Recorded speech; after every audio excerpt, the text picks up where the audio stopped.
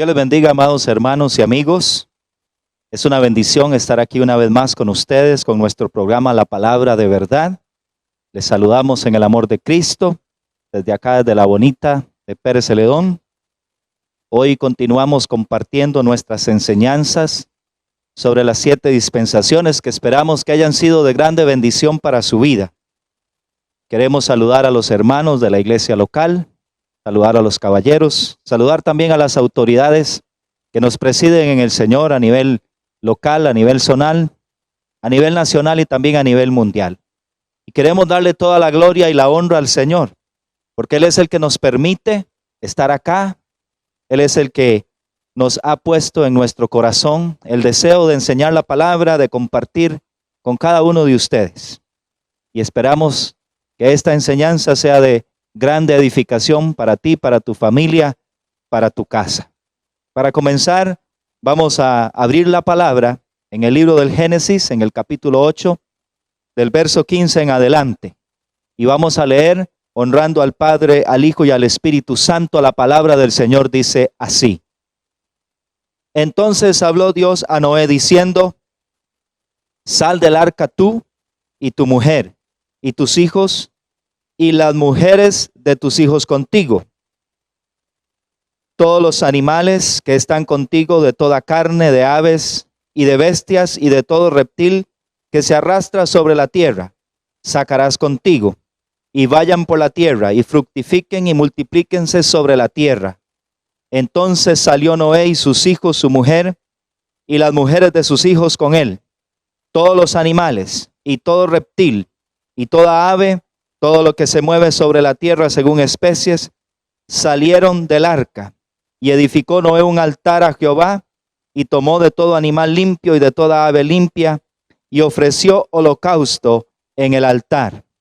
Y percibió Jehová olor grato, y dijo Jehová en su corazón: no volveré más a maldecir la tierra por causa del hombre, porque el intento del corazón del hombre es malo desde su juventud. Ni volveré más a destruir todo ser viviente como he hecho.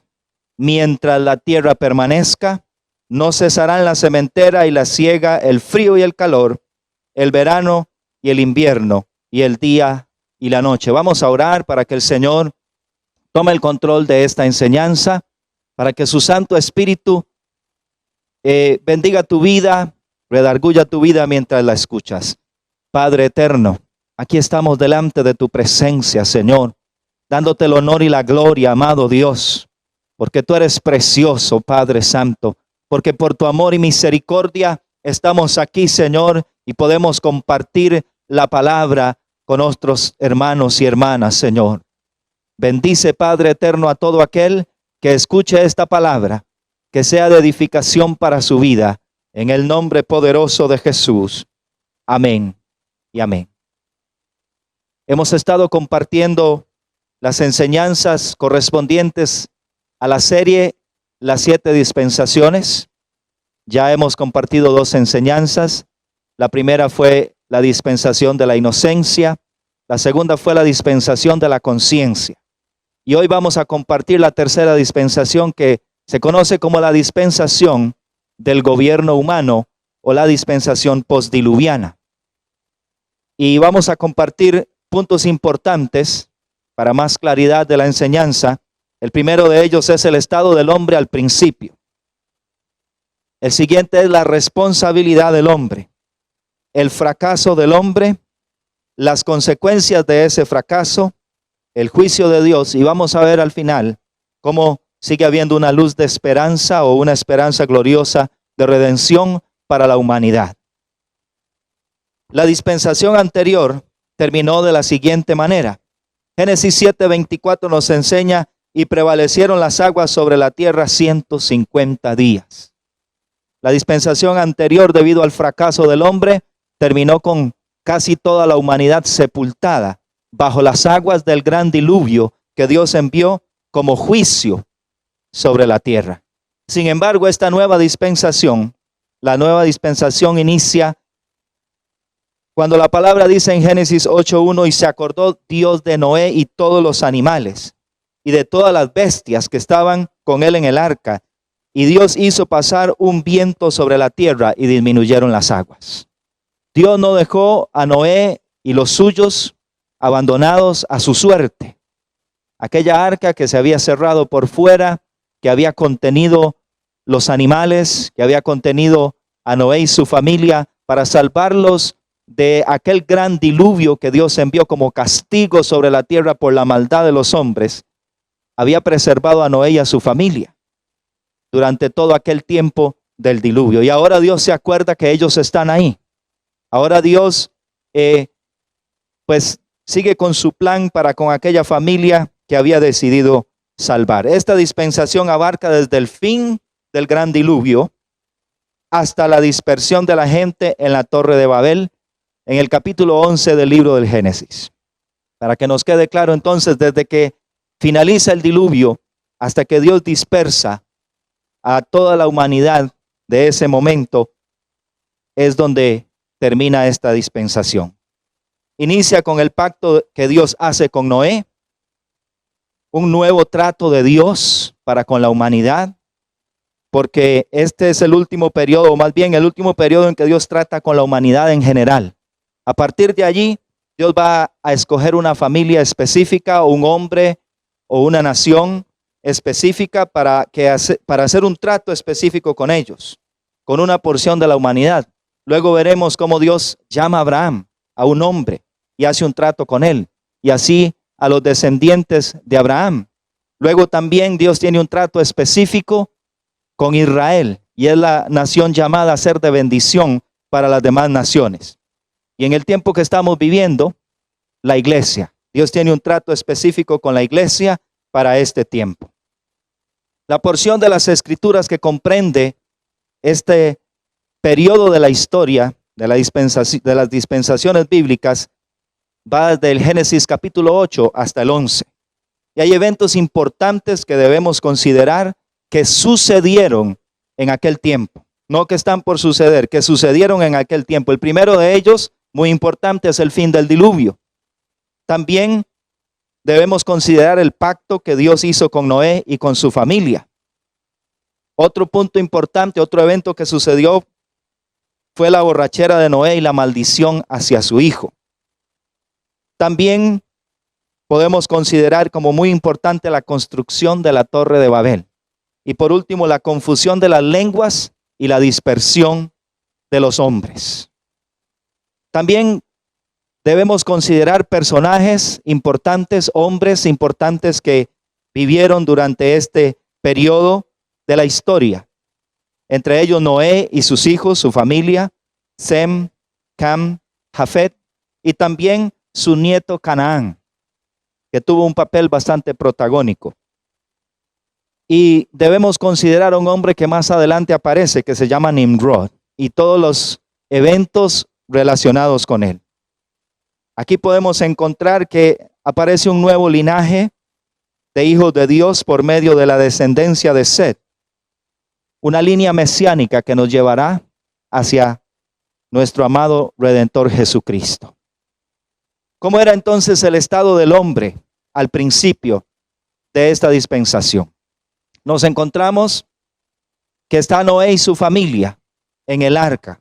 8 personas, dice la palabra, en aquella arca. Allí encerrados con los animales, esperando que pasen las aguas del diluvio. Y como lo decíamos al principio, en Génesis 8:1, Dios se acordó de Noé.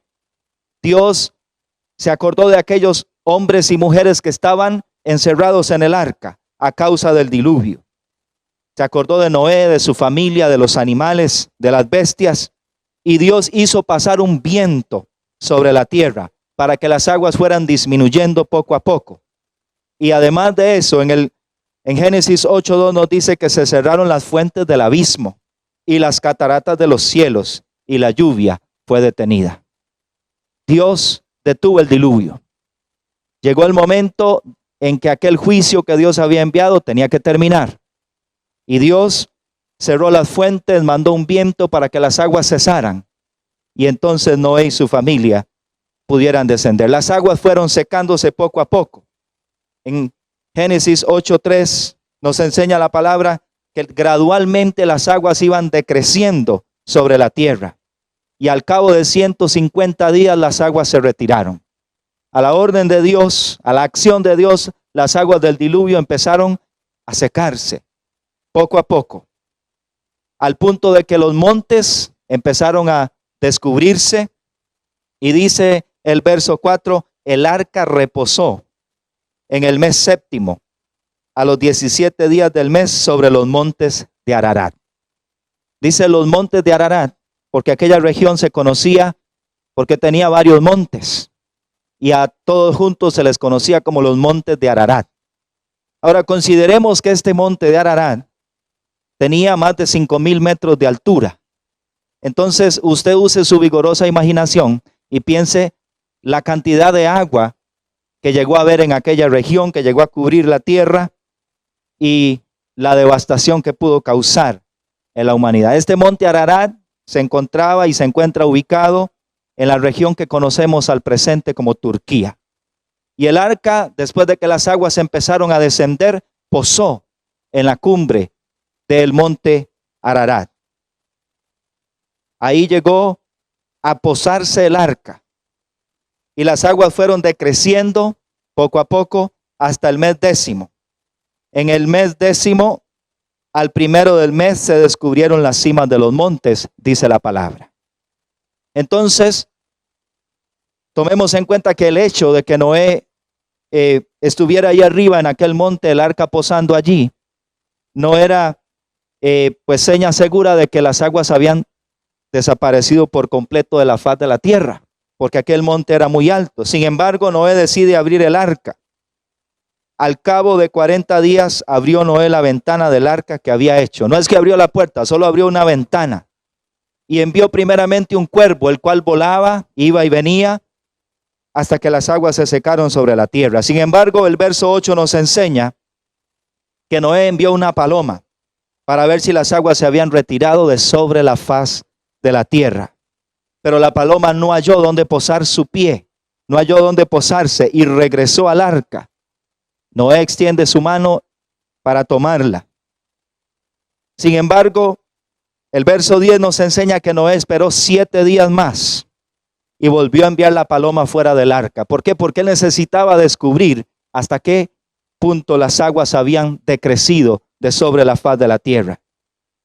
Y ahora la paloma vuelve trayendo algo, una señal de buenas noticias, porque dice la palabra que traía una hoja de olivo en el pico. Y esto hizo entender a Noé que se habían retirado las aguas de sobre la tierra. El olivo era un árbol bastante pequeño, y si la paloma había sido capaz de cortar una ramita de aquel olivo, es porque las aguas habían disminuido lo suficiente como para eso. Y luego de esto, en el verso 12, la palabra nos enseña que él esperó 7 días más y volvió a enviar la paloma, pero esta ya no regresó. Señal de que ya habían condiciones sobre la tierra para que Noé y su familia descendieran. Las aguas se secaron. Así nos lo enseña Génesis 8:13. Y sucedió que en el año 601 de Noé, en el mes primero, el día primero del mes, las aguas se secaron sobre la tierra. Y quitó Noé la cubierta del arca y miró, y he aquí la faz de la tierra estaba seca. No solamente porque aquella paloma no regresó más, sino que Noé quitó la cubierta del arca y pudo descubrir por sí mismo que ya la tierra se encontraba seca. Se secó la tierra por completo. Entonces llegó el momento para que Noé y su familia descendieran del arca por orden de Dios. Y esto es importante que lo consideremos y que usted lo tenga claro.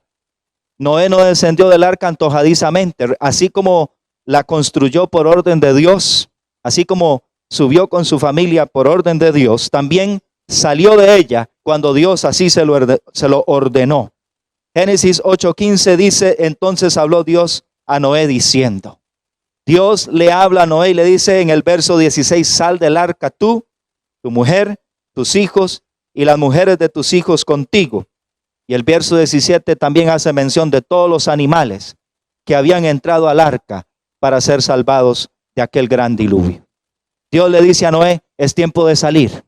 Es tiempo de que usted ya deje el arca, ya el arca cumplió el propósito para el cual había sido construida. Ya no hay agua sobre la faz de la tierra. descienda usted con su familia, con los animales, a tomar posesión de la tierra.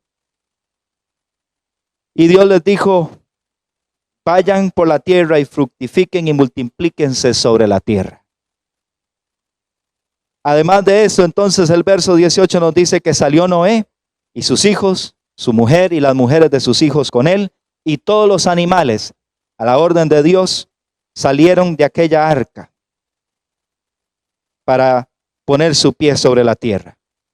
Primera de Pedro 3:20 nos enseña cuántas personas, cuántos seres humanos fueron salvos por medio de aquella arca. De todos los seres humanos que vivían en la época anterior a que sucediera el gran diluvio, todos perecieron excepto Noé y su familia, los cuales llegaron a ser el número de 8 en aquel momento.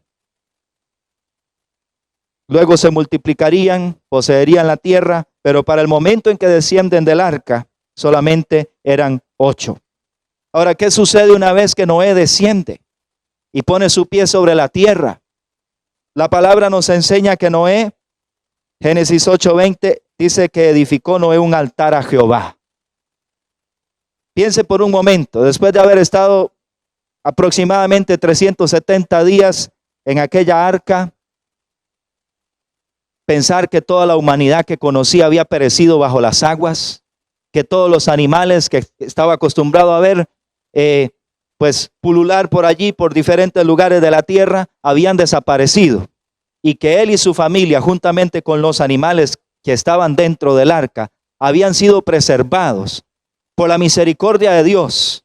Porque la palabra nos enseña, dice, Noé halló gracia delante de los ojos de Dios. Piense en todo esto y cómo Noé, al descender de aquella arca, hizo un altar a Jehová. ¿Por qué le hizo un altar a Jehová? Porque en su corazón, en su vida, había gratitud para aquel que lo había salvado, juntamente con su familia, de aquel gran castigo que Dios había enviado sobre la tierra. Porque en Noé había una actitud de adoración, de reconocimiento de Jehová como el creador, como el soberano de toda la creación, como el que tiene toda potestad sobre la creación, como el que tiene el control de todas las cosas. Y lo había demostrado por medio de aquel gran diluvio. ¿Y qué hizo Noé? Ofreció sacrificio de todo animal limpio, de toda ave limpia, y ofreció holocausto en el altar. Hizo un altar y ofreció sacrificio. Y ese sacrificio, dice en el verso 21, y percibió Jehová olor grato. Se agradó Jehová de aquel sacrificio. Se agradó Jehová de la actitud de Noé. Se agradó Dios de la acción de Noé. De una vez haber descendido del arca, lo primero que hizo fue reconocer al Creador, reconocer a Jehová, reconocer que hay un Dios. A Él sea la gloria por los siglos de los siglos. Jehová percibió olor grato y se agradó de aquello. Y entonces dijo Jehová en su corazón, no volveré más a maldecir la tierra por causa del hombre, a causa de su maldad, a causa de que el intento del hombre era la maldad o hacer lo malo desde su juventud. Y dijo, ni volveré más a destruir todo ser viviente como he hecho. Es decir, Dios lo que está diciendo aquí es, no vamos a tener otro diluvio. Esto no significa, como a veces sucede, que la gente dice, bueno, si Dios dijo que no van a haber más diluvios, ¿cómo es que hay inundaciones? ¿Cómo es que hay esos grandes desastres causados? Bueno, ya eso responde a algo más, a la destrucción que el hombre ha causado del planeta Tierra. No es que Dios está enviando otro diluvio sobre la tierra, porque Dios no miente. Él prometió que no lo haría y no lo hará. Gloria al nombre del Señor.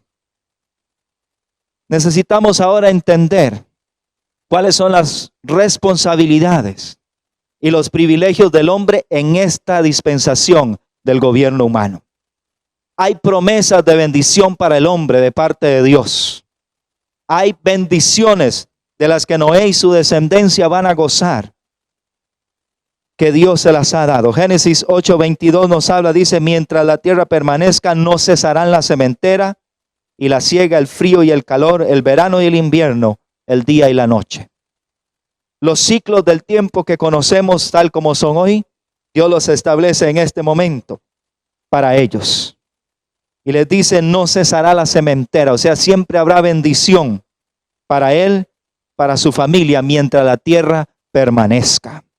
Génesis 9 del 2 al 3 nos habla de otro privilegio, de otra bendición que Dios le da a Noé y su familia.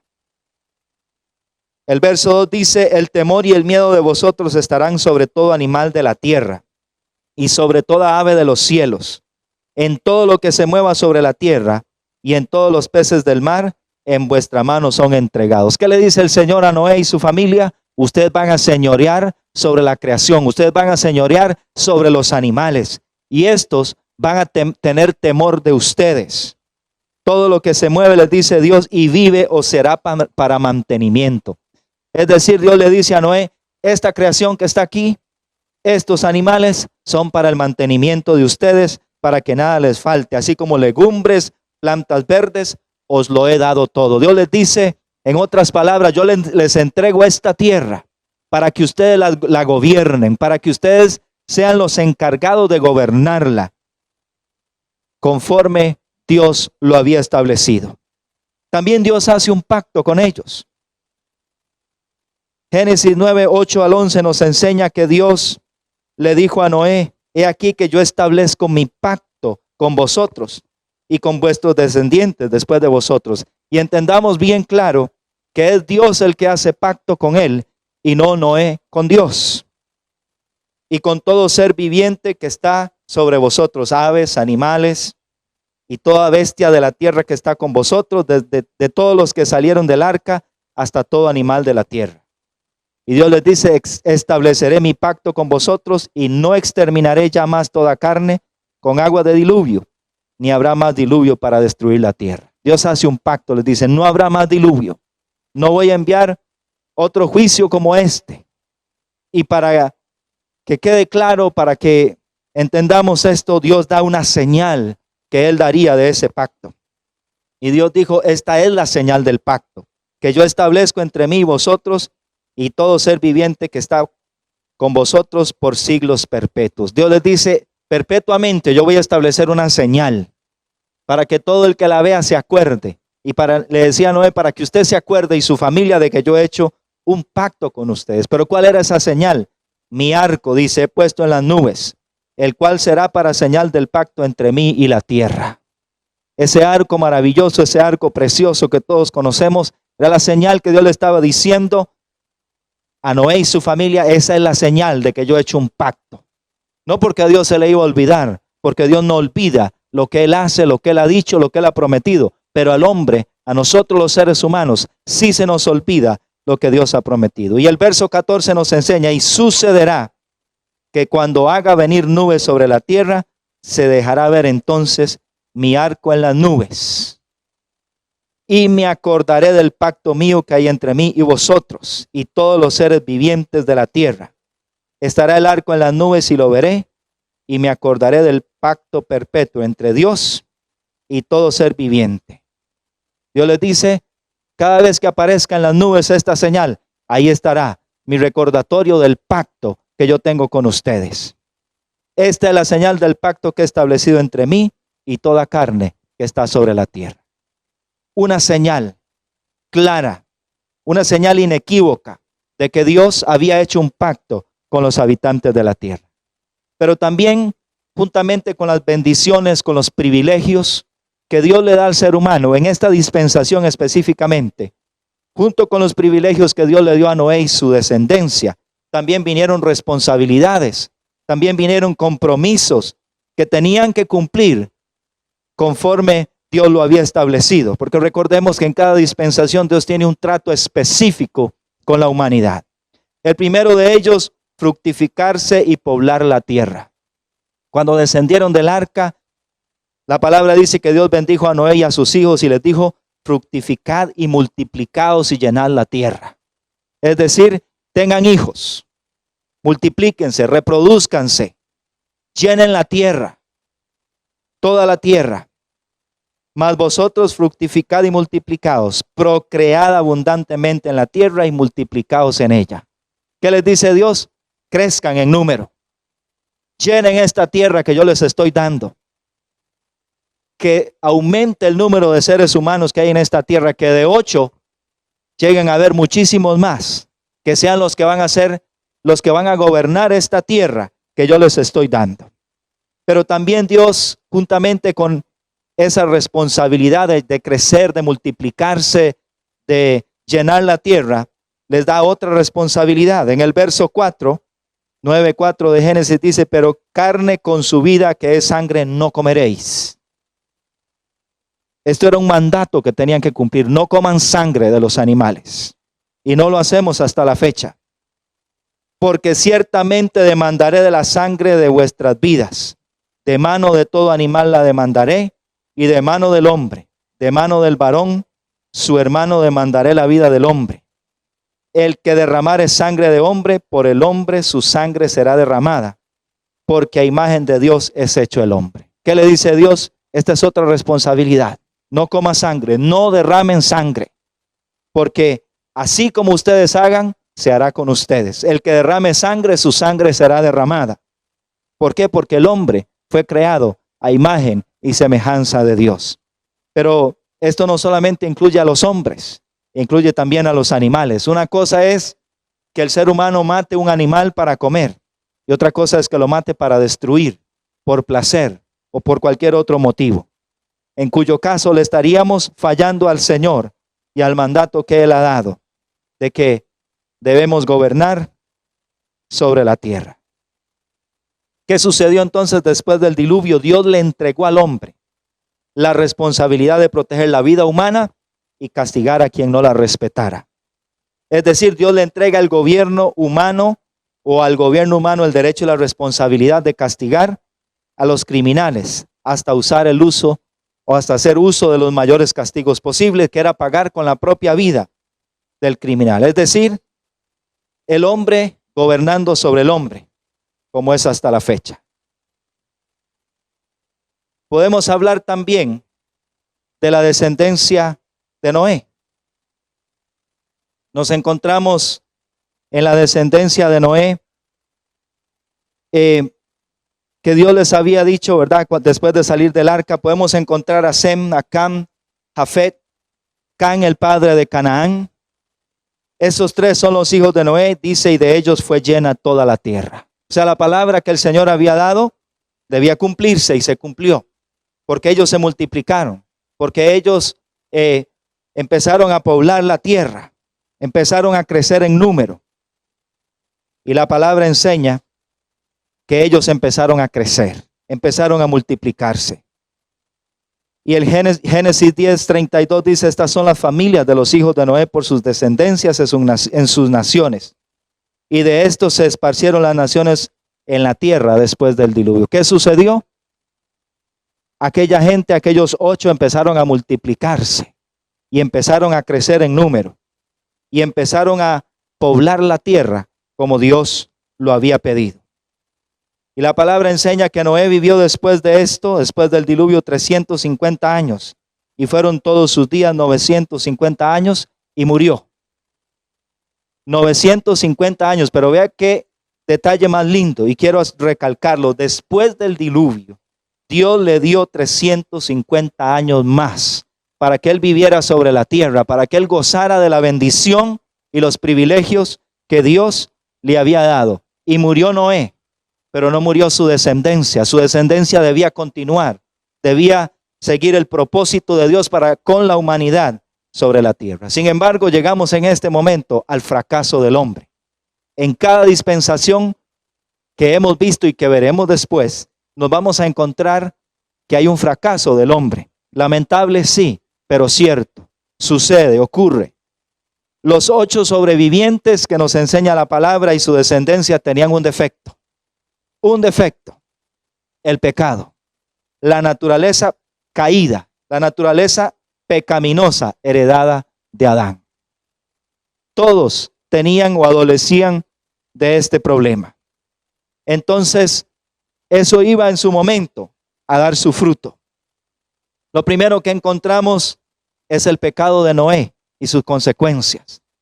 Porque debemos recordar, aunque no es el tema que nos tiene en este momento aquí, que el pecado tiene sus consecuencias inevitables. Génesis 9:20 nos enseña que después comenzó Noé a labrar la tierra y plantó una viña. Dios le había mandado a que hiciera esto y él comenzó a labrar la tierra y plantó una viña. Sin embargo, dice que bebió del vino y se embriagó y estaba descubierto en medio de su tienda.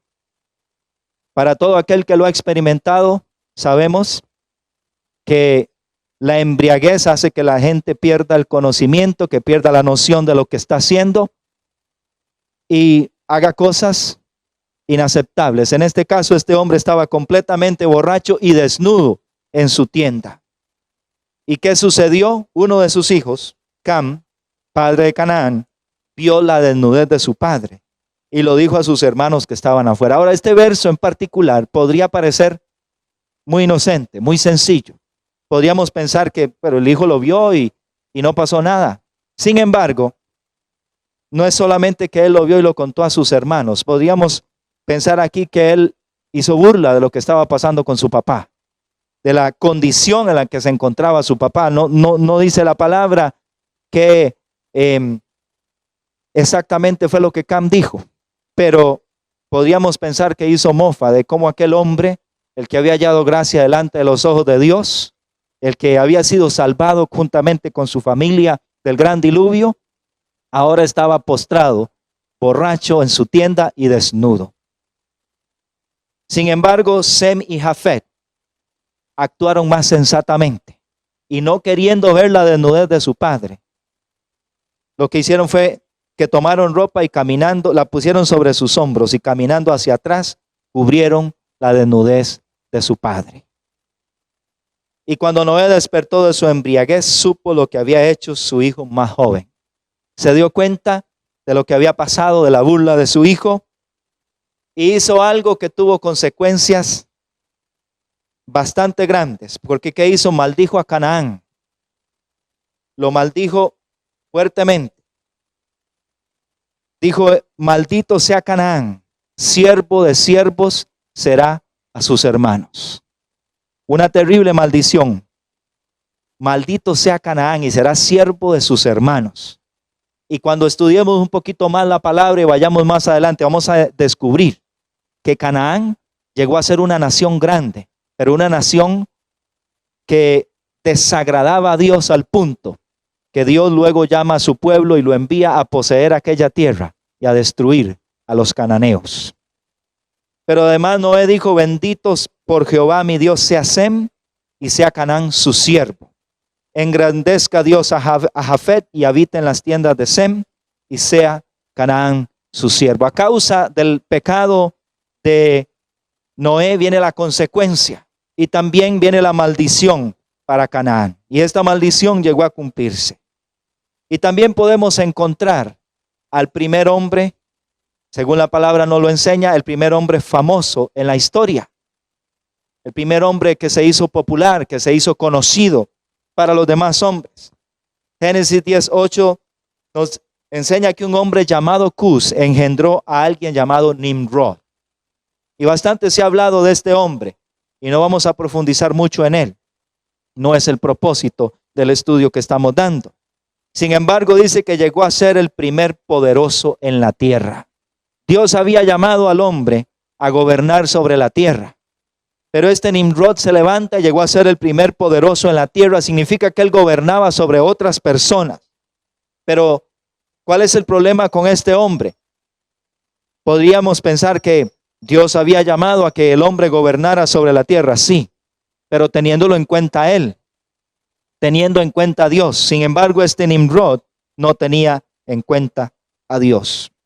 Y sigue diciendo la palabra: este fue vigoroso cazador delante de Jehová, por lo cual se dice así como Nimrod, vigoroso cazador delante de Jehová. O sea, se hizo un nombre delante de los demás seres humanos y llegó a ser conocido por ellos, al punto de que había un refrán, así como Nimrod, vigoroso cazador delante de Jehová. Usted y yo sabemos que pues nuestro propósito es que conozcan a Jesucristo, que conozcan a nuestro Dios. Si no llegamos a ser conocidos nosotros, no hay ningún problema, pero que conozcan al Dios que tenemos al Cristo que nos ha redimido de nuestra pasada manera de vivir. ¿Y qué fue lo que sucedió a causa de las acciones de este hombre? Dice que este fue el comienzo del reino de Babel, un reino llamado Babel. Este fue el comienzo de este gran reino, que de ahí viene luego Babilonia y todo lo que encierra este nombre, esta ciudad Babilonia, este imperio y muchos puntos importantes que vamos a ver más adelante también. Y dice la palabra que de esta tierra salió para Siria y edificó Nínive, Rehoboth, Cala y Resem entre Nínive y Cala, la cual es ciudad grande. O sea, establecieron ciudades, construyeron ciudades y se establecieron en aquel lugar. Quizá dejaron de extenderse por toda la tierra como Dios lo había solicitado y se establecieron en lugares específicos y desobedecieron el mandato de Dios de ir y poblar toda la tierra. Se quedaron allí en aquel lugar. Y lo más serio de todo esto es que el hombre hace planes sin Dios. Génesis 11 del 1 al 4 podemos leer la condición que tenía la humanidad en ese momento. Tenía entonces toda la tierra una sola lengua y unas mismas palabras. Todos los seres humanos que vivían en ese momento específico, Génesis capítulo 11, todos hablaban el mismo idioma. Todos hablaban unas mismas palabras, o sea, todos se entendían perfectamente bien. Yo sé que usted entiende lo que eso implica. Hay personas que me entienden perfectamente bien porque hablan español, pero aquellos que no hablan español no van a entender este mensaje. Necesitaríamos predicarlo en inglés o en otro idioma para que otras personas también lo entiendan. Pero en aquel momento, todos los seres humanos hablaban el mismo idioma, las mismas palabras y se entendían a la perfección. Y aconteció que cuando salieron de oriente hallaron una llanura en la tierra de Sinar y se establecieron allí. Que encontraron una llanura y se establecieron en aquel lugar. E hicieron un plan, se dijeron unos a otros, vamos, hagamos ladrillo y cozámoslo con fuego. Y les sirvió el ladrillo en lugar de piedra y el asfalto en lugar de mezcla. O sea, avanzaron un poco más, si pudiéramos decir tecnológicamente, por lo menos en la parte de la arquitectura, porque ya no construían como antes, ahora hicieron ladrillos. Ya no usaban barro o piedras o algún otro material, ahora usaban ladrillos y usaban también asfalto en lugar de mezcla. Esto llegó a ser posible que pudieran construir grandes murallas, grandes ciudades, edificios diferentes de los que se conocían hasta el momento. Lo llevó a avanzar y dijeron, vamos, edifiquemos una ciudad y una torre, cuya cúspide llegue al cielo y hagámonos un nombre. Ahí está el problema más grande. Cuando ya vieron que tenían la capacidad para construir, para hacer edificios más grandes con aquello que habían aprendido a hacer, idearon un plan en su corazón, en su mente, de querer llegar hasta donde Dios estaba, de querer llegar hasta Dios por medio de una torre. ¿Qué idea más descabellada podríamos decir? Pero nos hace pensar en aquel que una vez quiso ser como Dios, en el enemigo, en el diablo, en aquel que una vez dijo, subiré y seré como Jehová.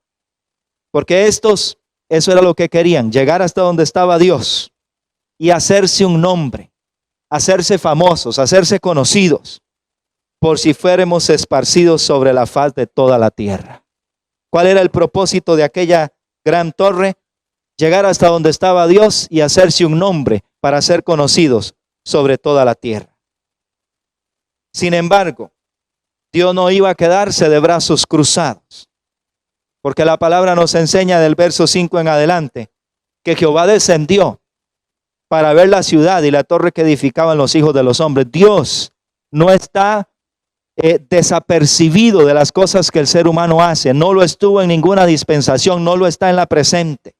Y en esta dispensación que estamos enseñando del gobierno humano, Dios estaba atento a lo que el ser humano hacía y descendió para ver aquel gran proyecto que estaban haciendo. Porque se propusieron un proyecto de construcción sin tomar en cuenta a Dios.